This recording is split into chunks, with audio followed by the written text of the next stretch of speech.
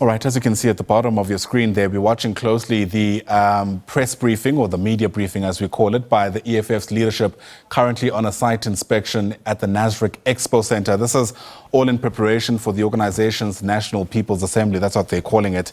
Perhaps you might recognize the term as an elective conference, where the organization is going to elect their new leaders. Interesting times, of course, for the EFF, given, of course, what's taken place over the past couple of weeks.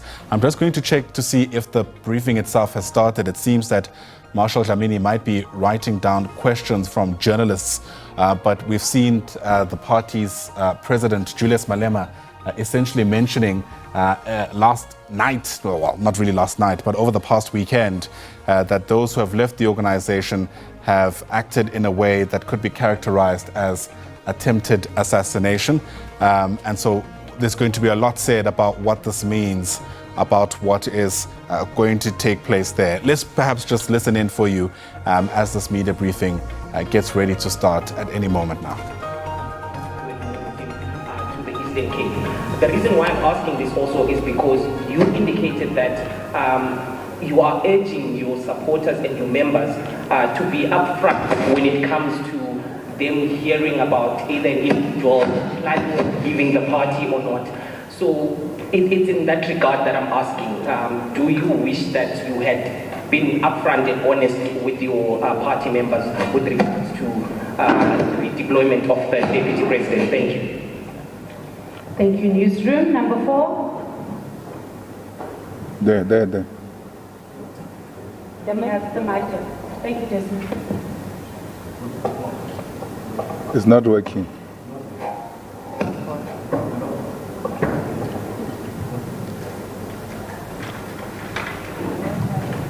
SG, they say this sound is from Nasrec. If this is what they're going to subject us to, then no, thank you very much. It's not acceptable. Ronald Guy.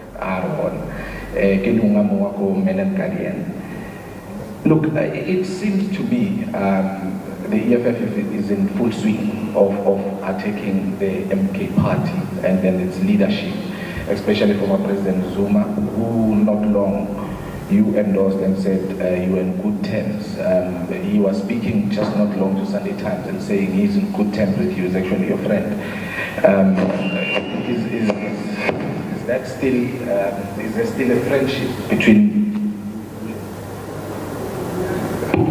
you and him? Yes.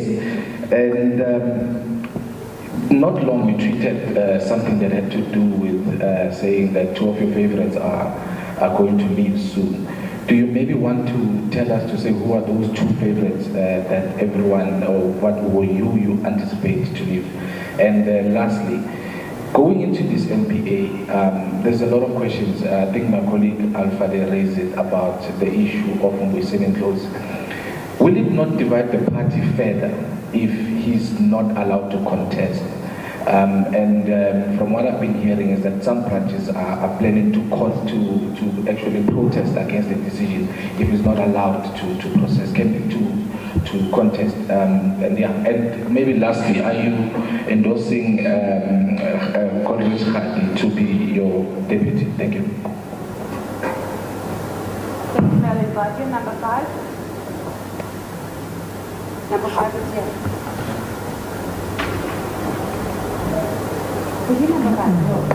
Okay, we'll do another round of questions. with the SABC.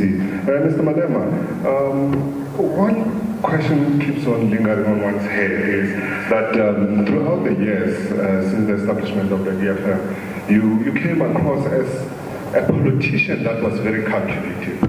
And with these leaders leading the party, did you, throughout this year, did you anticipate it?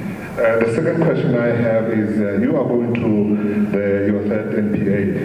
It's the first time you guys are going to it facing these challenges. Are you concerned, especially with regards to what's been happening, that perceptions that the EFF is going through the most? Is it make or remake or break for the party? Thank you so much. Thank you. Over to you,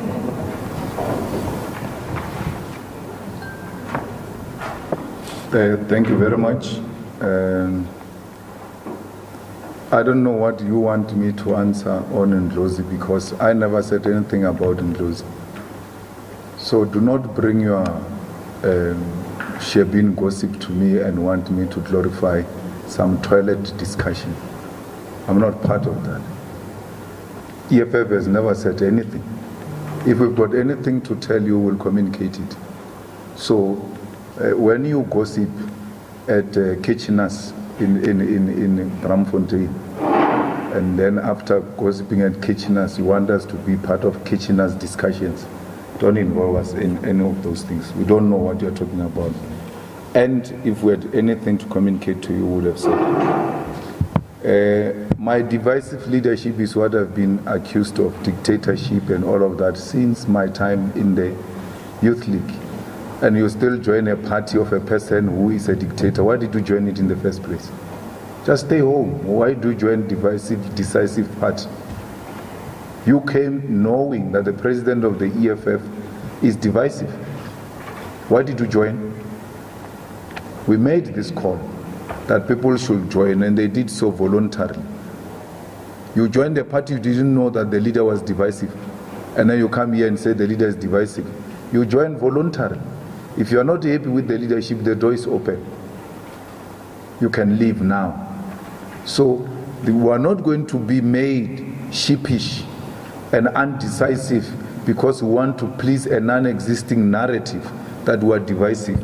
How can you build such a big organization, not only in the country and in continental and in the diaspora, if you have a divisive leadership? Why would you bring so many people in the stadiums, packing stadiums, successful events of the EFF, if you are divisive? Because the consequence of divisive leadership is that nothing succeeds out of divisive leadership. This organization is a success. It's the biggest organization that is black owned. It's owned by its own people, its own members. No any organization can claim that. It does not receive any sponsorship from white people. If anything, it is white people who want it to die.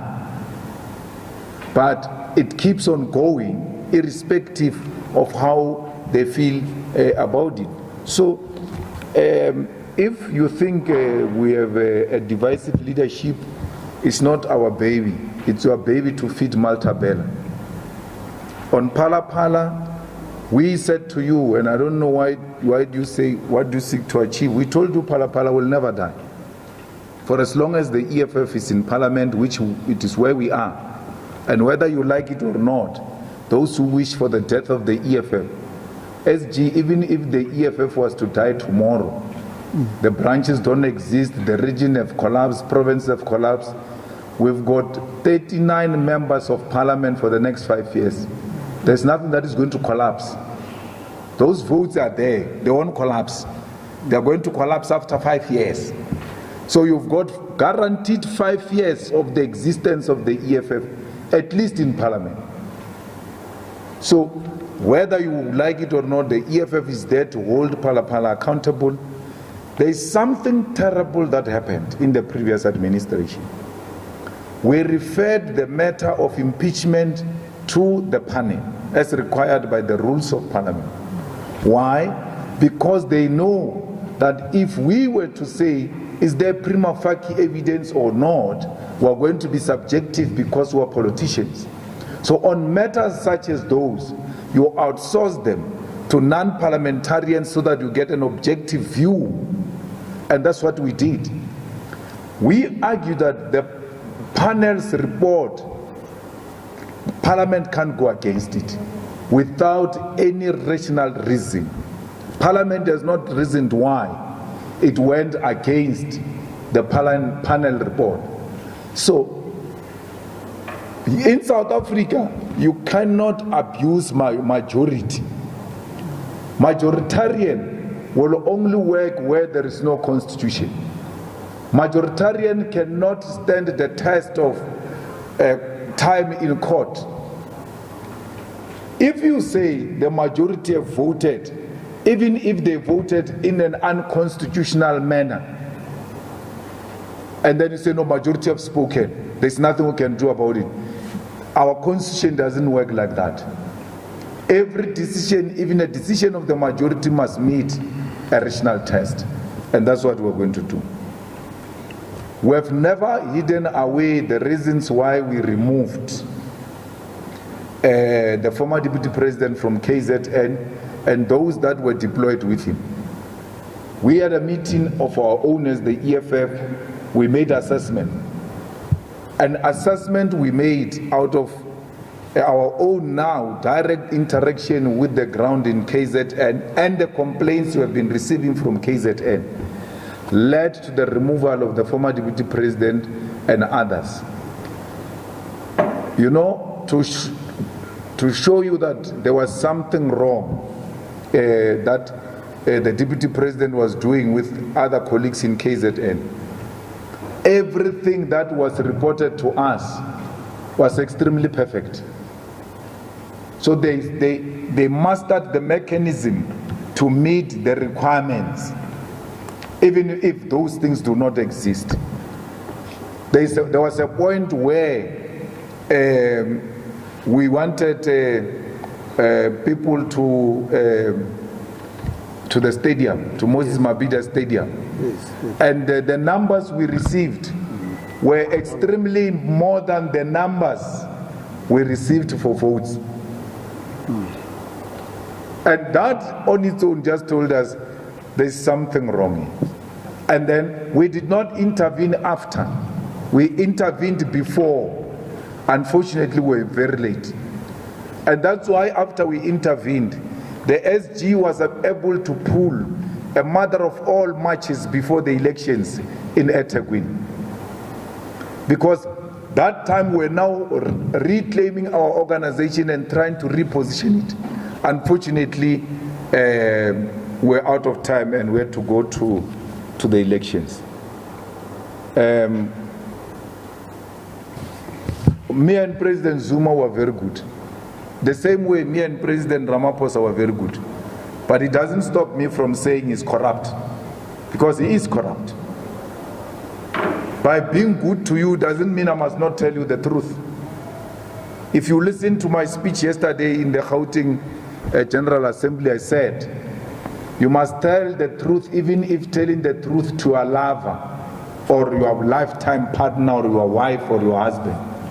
If it is the truth, it must be told. President Zuma is corrupt. And it's not me. The public protector found him to be wrong. He rejected that. We took him to court. That's why he had to pay some monies back in relation to Nkandla. So what more do you want? What is misleading about that? Because it was not only me. The public protector came to the conclusion that there were wrongdoings in Nkandla. The Constitutional Court said yes, he must pay back the money. And we were singing in Parliament that he must pay back the money. But it doesn't mean I've got anything against him personally. I'm dealing with issues of principle. And if it means telling them to your wife when she's wrong or your husband, I'll also do the same thing. We have no relationship with MKP. And even worse now, when MKP has made it its program to recruit leaders of the EFF. Tomorrow we are marching to the Constitutional Court with everyone except MKP. The MKP won't be part of our march. If they want to march, they must go and organize their own. But ATM and even the ANC can't join us. It's our march. And any other person that has been opposed to Phala can join the EFF march tomorrow, starting from Mary Fitzgerald Square. At what time is it? 8 o'clock, 8 a.m. Mary Fitzgerald Square, marching all the way to Constitutional Court. I don't know what's going to happen to you, Titi, because you couldn't even walk here. There's small distance here. Imagine Mary Fitzgerald Square to Constitutional Court. So your problems are too many this week. So we are marching there. Why? We are highlighting the corruption of President Cyril Ramaphosa and the corruption of the ANC. And we will never stop highlighting how corrupt and ANC is and President Ramaphosa, and that doesn't clean President Zuma. I've never said I have any problem with President Zuma. Even tomorrow or any other day I can go and have tea with him. But I don't agree with him. And I don't agree with him not only from this microphone point of view. I tell him 4 eyes that I don't agree. I'm that type of a leader. My problem in South African politics is that I'm not a pushover. No one can push me around. Not white monopoly capital, not a white person, not so much powerful leader can push me around. And I'm hated for that. That no one can push me over. That such someone from a poor background, so poor family and so poor everything, who is he to think he can defy us? But that's me and that's my nature. I don't care. I stick to principle. No one can push me over. Not in a marriage, not in my family, not in politics, not in the social circle. I'm no pushover. I'm not a pushover. And I'm not going to allow anyone to push me over because we've got some relationship. If my wife can't push me over, why would President Zuma push me over? For what? What will I be begging from him? Which I did not beg from him when I was in the Youth League, when I was in the ANC. So it can't be that because we are being civil with President Zuma, therefore, when you are civil with him, you can't disagree with him. You must allow him to push you around, not me.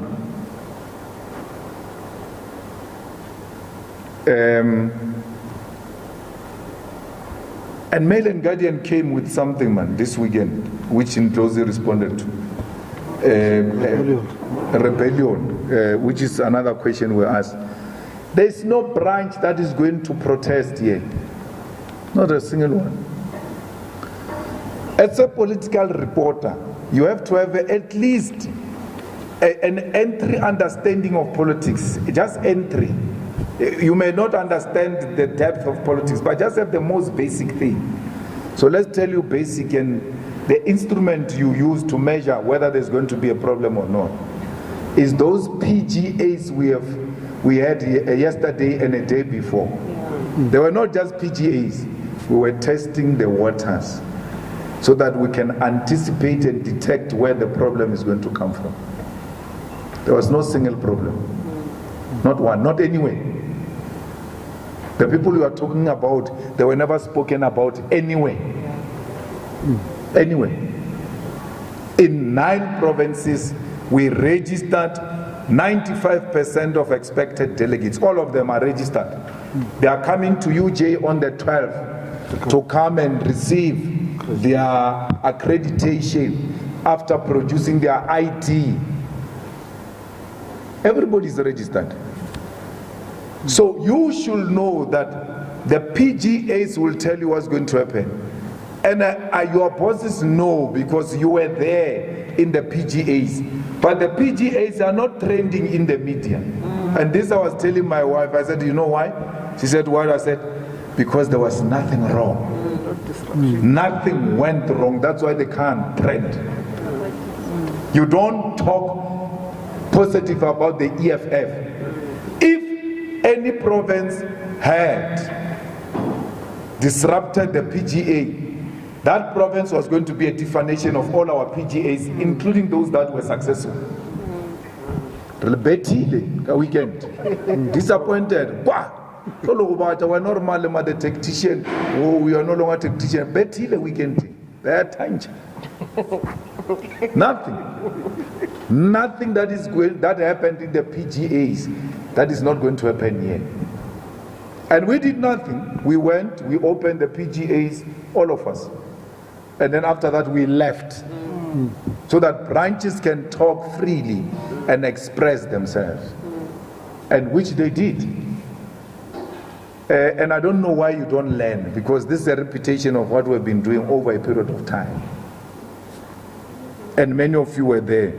And who are aging together. Very soon you will be called veteran political journalist, but you still don't have an understanding of how do you get to see what's going to happen next.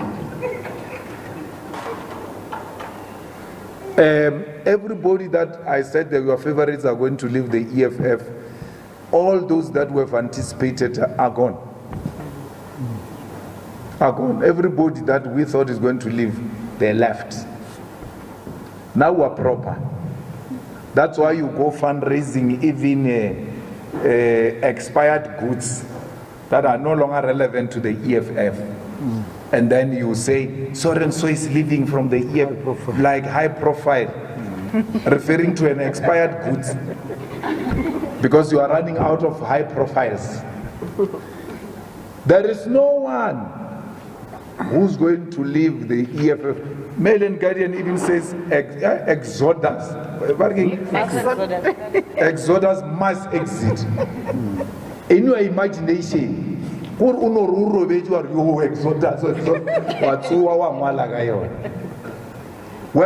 we can say to you, give us a list of 15 members who left the EFF, 15, Exodus. You can't give us that. Nothing like that. Tell us which councillors of the EFF in the most remote rural municipalities have resigned from the EFF to join MK. None. But we can give those in KZN about the ANC. But it's not called Exodus.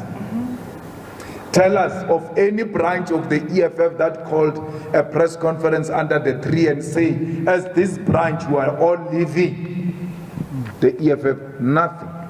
Tell me of any region that has said and taken a decision that as Ikuruleni region, as eThekwini, as Vembe region, we have taken a decision we are leaving the EFF. Nothing like that. So imagination is what is destroyed Mail and Guardian, by the way. Mail and Guardian was used to be the most influential newspaper. You guys have run it down. It is now even worse than Sunday World. Sunday World is more perfect with politics than Mail and Guardian, which used to set the agenda. And this is not a media attack. It's an honest assessment. So this is what used to happen when we were growing up. Because we were in the newspapers when we were young. Maybe from 17, 18, 16 years. My biggest picture in a newspaper for the first time was in Mail and Guardian when I was elected president of COSAS. The story was written by Matuma. I don't know if he's still in the media. Mail and Guardian will write on Friday, then we know what is going to be the angle on Sunday. And then that angle of Sunday will influence what's going to happen the whole week until Mail and Guardian writes again on Friday. Can you claim that today? No. Your own colleagues don't follow your stories. So fighters, why do you follow people that are not being followed by their own colleagues? If Fedile Mail and Guardian Fedile, you wrote on Friday, mass exodus, wara. Saturday and Sunday PGAs came. Which of those events confirmed what you wrote in Mail and Guardian? Don't lie. You must not lie. The media must not lie.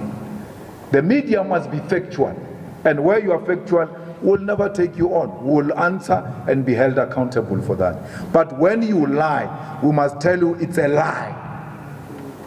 It's a lie. It's like this lie you are perpetuating, that Zuma has got dual membership. Zuma has got no dual membership. He's not a member of the ANC. ANC has expelled him. And Zuma lies to you. Sunday Times, he says, no, I'm a member of the ANC. I'm a member of MK. It's not true. Why not tell him on his face? You are a liar. You are not a member of the ANC. He lies on your face. You take that lie and feed the nation. Why do you feed the nation a lie? He's not a member of the ANC. And Zuma were being civil with him and MKP and all of that. They must know any lie they tell, we are going to take them head on. And the ground forces must mark those criminals of MK on social media. As they come, go for them. Don't even apologize. They think they can bully us on the social media by revealing some old non-connecting stories and say, but these people are not consistent. We have been consistent about Zuma. When I went to Zuma's place, it had nothing to do with anything or politics. It had everything to do with South Africa. Zuma was refusing to go to the commission. They were going to arrest him and there was going to be violence in South Africa. And I went to tell him, please, there cannot be violence in our country in your name. Because I love this country so much. So much that I'm able to go into my haters' yard to go and save South Africa. And Zuma refused and said he's not going to go. It happened exactly as I wanted. He got arrested and we had the July unrest. And I will do it again if it means saving South Africa. I will do it again. I went to Zuma in Nkandla to have tea with him to save this country. I did not win. But unlike many of you losers, I did not fail to try. I tried because I love this country and I will try again.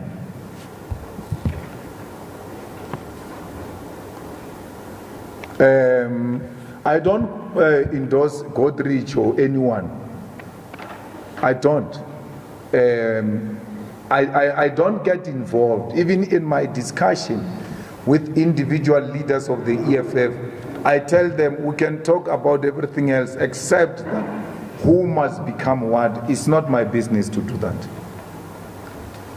The provincial leadership of the EFF came to me, all provinces came to me and asked me to avail myself as a president of the EFF in the next NPA. And I agreed. And they only came to discuss me with me. They didn't come to discuss other people.